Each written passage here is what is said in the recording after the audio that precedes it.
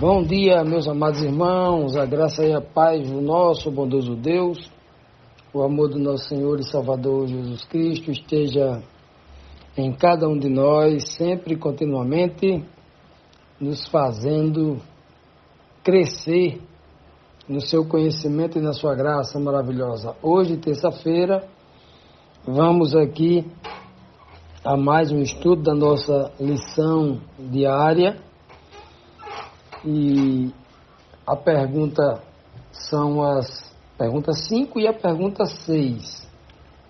Mas antes disso, nós vamos apenas relembrar o que nós estudamos ontem, na pergunta 4, quando Jesus Cristo se apresenta naquela tarde, início de noite, né, do primeiro dia da semana, já virando aí para o segundo dia, quando, naquele domingo que ele ressuscitou, finalzinho da tarde, né, se apresenta a dois discípulos a caminho de Emaús e poucos minutos depois, em Jerusalém, ele, né, assim que aqueles dois discípulos que chegam e começam a falar que viu Jesus, ele se apresenta no meio de todos eles, né, e aí Cristo diz, Pai seja convosco, né, e ele diz bem claro que é ele, eles não acreditam, né, aí pela segunda vez Cristo diz, Pai seja, depois que ele pede para tocar no seu corpo, né? Ver que era realmente ele que estava na cruz. Aí pela segunda vez ele diz, Pai seja com vocês, né? E ele diz bem claro, assim como o Pai me enviou, eu vos envio a vós, né? Essa foi a pergunta de ontem. E hoje, dando seguimento na pergunta de hoje, a pergunta 5 diz, que fez Jesus sobre os discípulos e o que isso significa? O verso 22 diz assim, e com isso, Jesus, né, e com isso, soprou sobre eles e disse, recebei o Espírito Santo. Ora, logo após Cristo dizer, assim como o Pai me enviou, eu vos envio a vós. Tendo dito isso, soprou sobre ele. Então quer dizer que o envio está intrinsecamente ligado ao Espírito? Com certeza absoluta.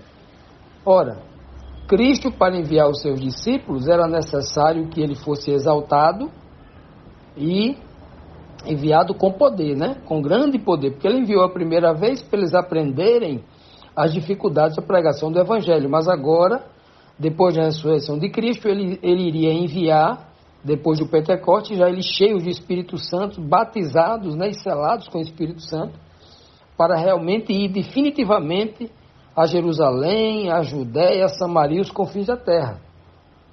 Então, assim como o Pai me enviou, vinculado diretamente ao Espírito, está muito claro que Cristo estava do lado do Pai, né?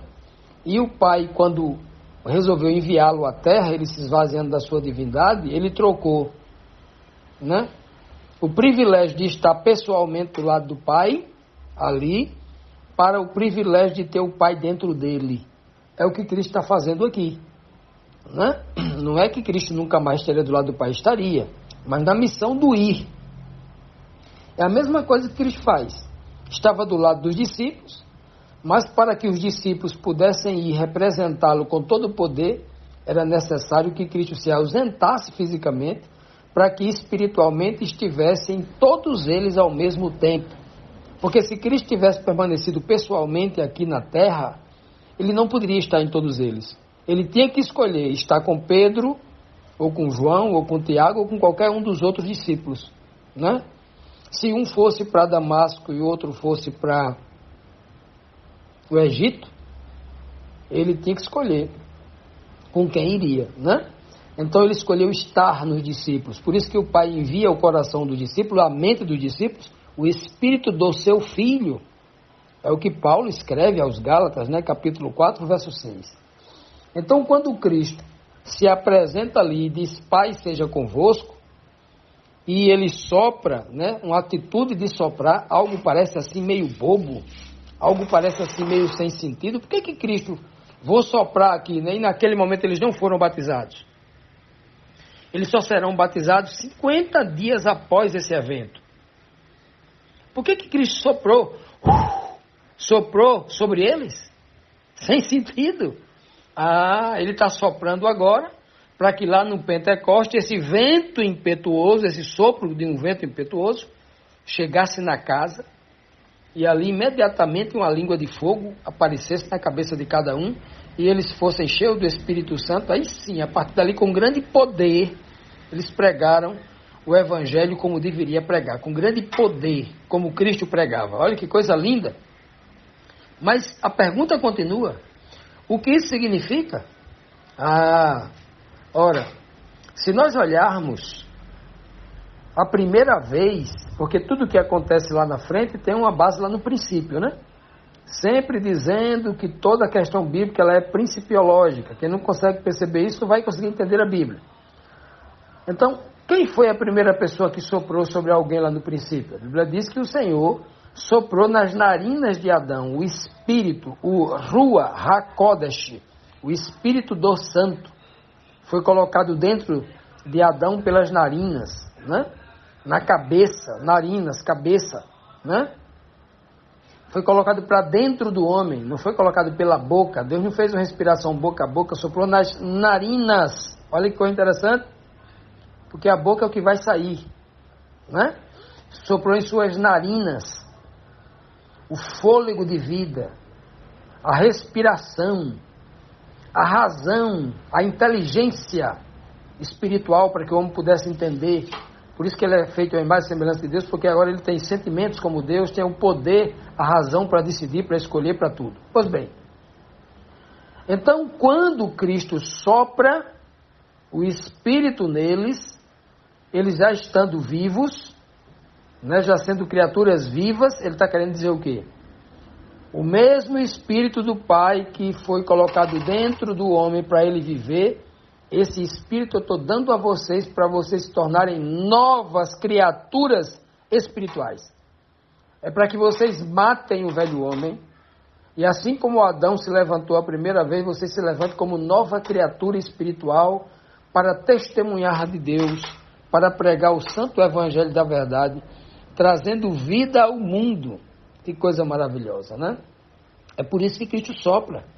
Ele não está fazendo ali nenhum espetáculo, não está sendo um showman, não. Ele está transmitindo alguma mensagem espiritual, obviamente, né?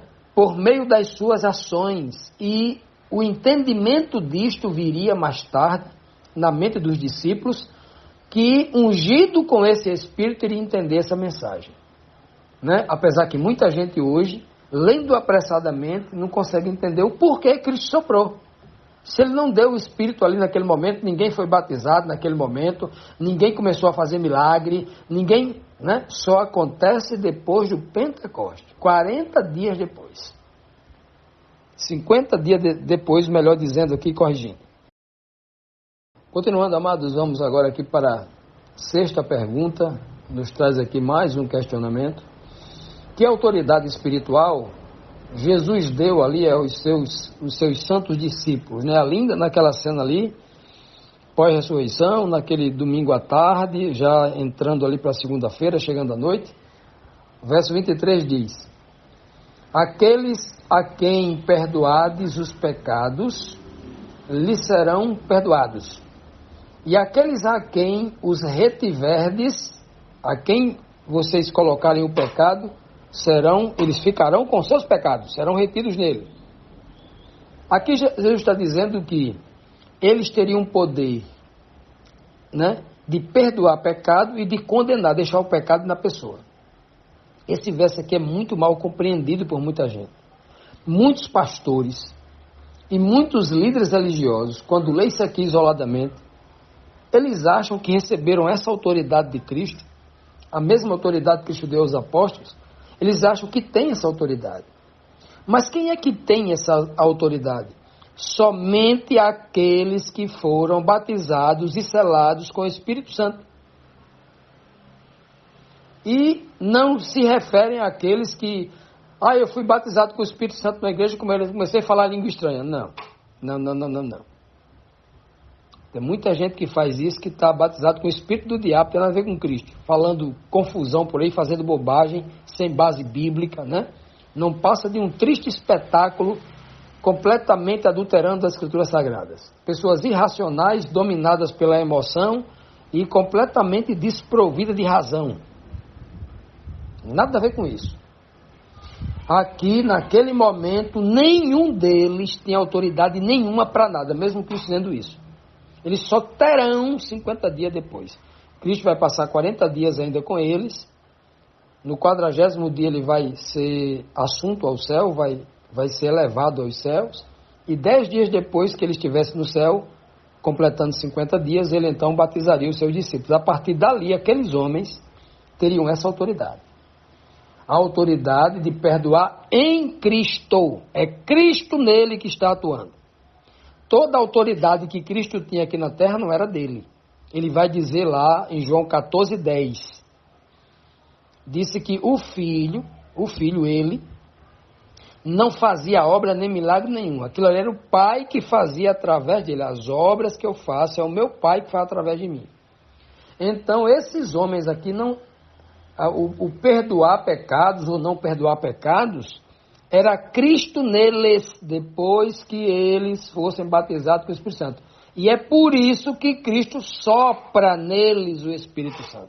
Cristo está dizendo, se o meu Espírito estiver dentro de vocês, se eu guiar a mente de vocês, o poder que estará em vocês, que sou eu, o Filho do Homem recebeu toda a autoridade na terra para perdoar pecados. É eu em vocês que perdoo. Tem muito pastorzinho por aí, tem muito líder religioso por aí que acha que recebeu essa autoridade. Coitado. Ele nem se livrou dos pecados dele ainda. Né? Ele nem entendeu o que é ser batizado e selado com o Espírito Santo. Ali aconteceu um evento profético está lá escrito em Atos 2. Ali Pedro disse que foi um evento profético chamado de chuva temporã, que acontece lá de Joel 2:28. Ele explica em Joel 2:23. São duas chuvas, a chuva temporã e a serôdia. Lá no Pentecoste, há 2000 anos atrás, caiu a chuva temporã. A chuva serôdia vai cair agora no final. A temporã é aquela aqui do plantio, do início do plantio. E a serôdia é da colheita, da volta de Cristo. Então tem muita gente que acha que tem essa autoridade. Vivendo uma vida só porque tem um título de pastor. Muitas vezes sem ter a condição nobre e real de ser nem membro de uma igreja. O coitado fez um curso de teologia, de filosofia, coitado, que não conhece nada da Bíblia, né? Passou 5, 6 anos, fez um curso de teologia, conhece nem a Bíblia, nem Deus, não conhece, aprendeu tudo errado, aprendeu com o sistema, a Bíblia do sistema, né? Aí ele se acha que tem essa autoridade. Ou então, o outro sujeito que já tem os 50 anos de igreja, já faz 50 anos, eu já li a Bíblia não sei quantas vezes, de joelho, não sei o quê. Como se isso fosse algum mérito. Se ele leu a Bíblia e não entendeu, não adiantou, ele pode ler 1000 vezes.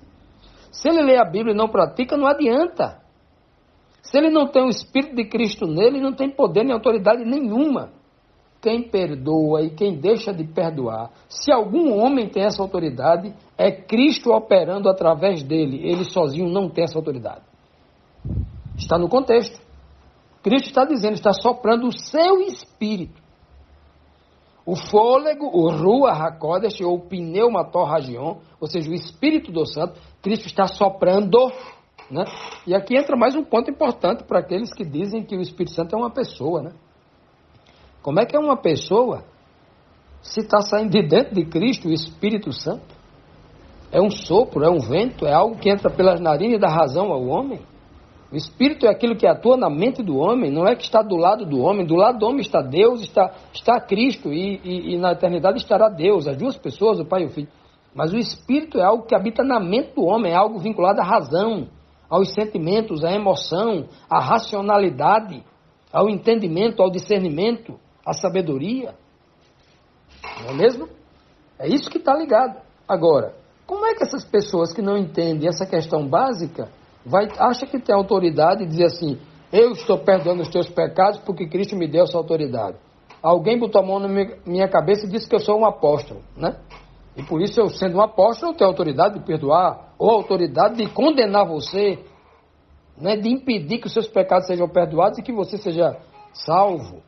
Não é assim, meus irmãos. Tem muita gente agindo assim, porque um outro homem lhe deu um título E ele acredita no íntimo do seu coração que ele é uma autoridade. Que os homens lhe investiram de autoridade e que diante de Deus ele é uma autoridade, mas não tem poder nenhum. Não tem poder nenhum.